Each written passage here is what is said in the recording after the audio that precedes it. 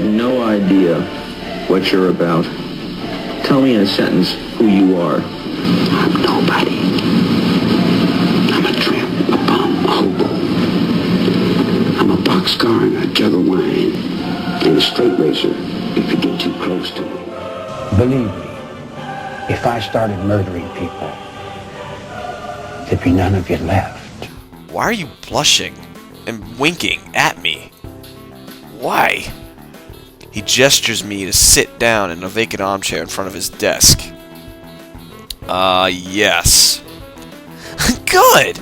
Well, you've probably been briefed about the school enough, so I'll just go over this quickly. We have all kinds of facilities available, mostly physical and such. There's always someone from my staff around, even at night, so never hesitate to call us if there is a problem. The famous 24-hour nursing staff. Wow, this is like a hospital.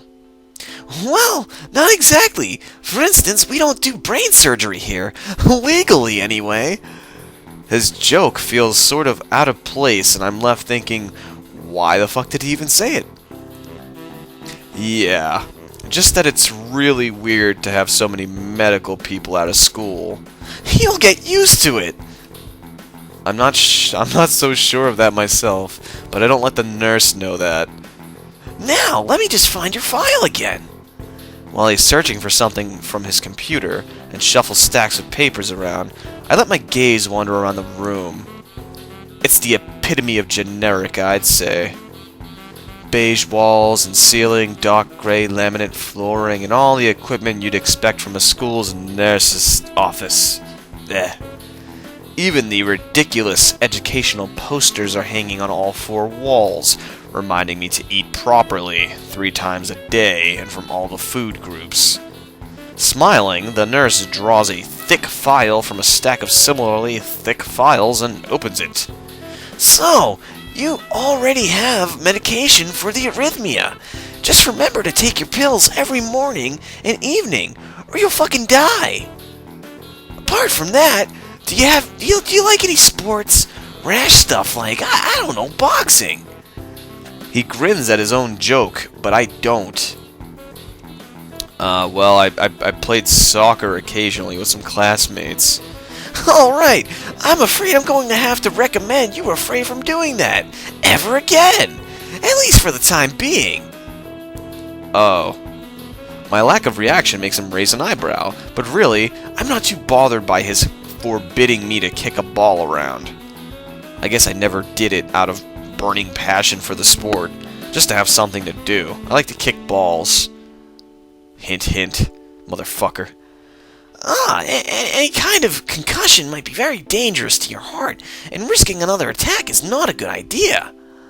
Was the previous one caused by a sudden concussion to the chest area? There's no mention of the cause in your papers. No, I was kind of banging this chick in the snow.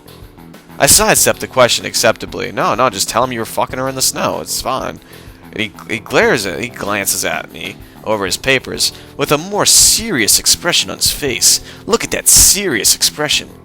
Still, you need to keep your body healthy, so some exercise would do you good. We have a physical therapy and such available, as I said, but I don't think you really need such heavy measures. Just get some light exercise regularly. Brisk walks or even light jogging, jumping rope, that sort of thing. Swimming maybe. There's a pool here. So I was told. You were. That's very good. At any rate, I'm sure you've been told this before. You just need to take care not to overexert yourself. He wags his finger to emphasize the point. No need, really. I've heard this 1,000 fucking times. Absolutely no unnecessary risks, like, orgies. Take care of yourself. Okay. He goes over my papers one more time and sets them on the desk, obviously content. Good, that's it. Then, come if you ever need something. I'm ushered out before I even realize it. A quick visit indeed. I end up standing in front of the main building and the auxiliary building, although to my eyes, they still look one and the same. It's the first real look I get at the other students, so I watch people. Well, I'm back to being a voyeuristic stalker. That's good. Coming out of the school and going towards the gate or the dorms. Everyone seems to know where they're going. And as I still keep thinking that most of them don't look too special for being students at a special school, then again, neither do I. Does that make me one of them? One of us? Are we all one of me? I'm one of you, Hasao. I'm you, and you're me. But I'm the voice in your head. I don't understand. I should go somewhere too, to prevent me from getting lost. It's around dinner time, but it feels like I'm gonna be fucking hungry. I'm tired, actually. The weariness in me only grows as I trudge toward the dorms, set a little way apart from the main building complex. There is a garden of sorts between the school and the dorms, shrubbery, flowers, that overbearing smell of fresh-cut grass that fills the atmosphere. It draws me on my tired mind that the smell feels novel because I haven't been outside at all for such a long time. Oh, the dorm building is big and made of red brick like the others. It feels way too pompous for what it is, so I push forward going inside. That sounds a little fucked up. It takes more time than necessary to fish out the key I was given from my pocket. Room 119. Despite the ornate exterior, the inside of the dorm is fairly new, functional, and boring.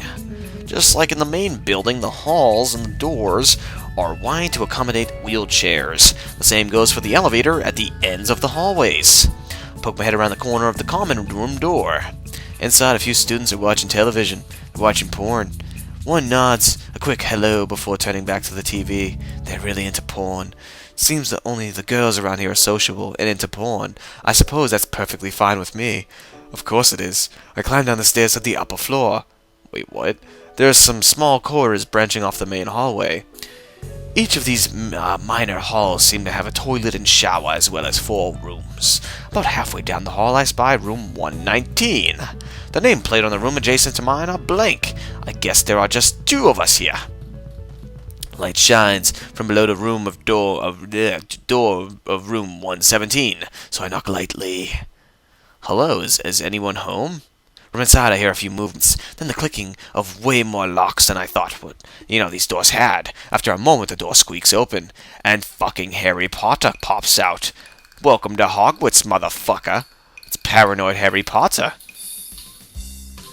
A bespectacled boy is standing in the doorway. He's looking at me very intently through his extremely thick glasses.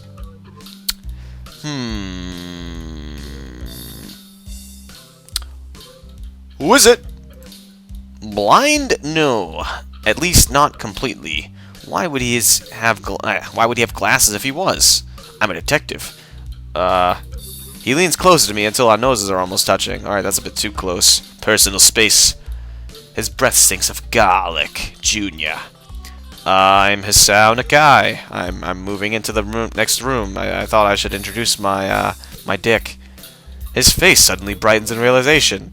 And he stands back upright, thrusting his his hands out in a smiling greeting, almost straight to my diaphragm. Okay. Oi, sup, dude? The name's Kenji. Hi. I take Kenji's sweaty hand. I hope that's sweat, and shake it, still a little rattled by the sudden change of attitude and the vehement welcome. There was some suspicious-looking blokes around going in your room earlier. It was probably my parents. Your parents, eh? You sure? 'Cause they could have been some other people, too.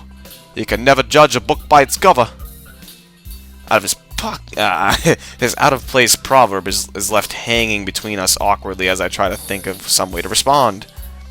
I'd say the chances are high enough. He shudders and makes some exaggerated hand gestures. Jazzy hands. You're a brave man, Isao. Me? I don't like it. I don't like them odds. I don't trust them chances. The only one I trust is myself. Does that mean I shouldn't get to know you either? He thinks about this for a while. Oi, that's a wise decision. Damn, you'll be smarter than you look. Probably. Oi, what do you look like?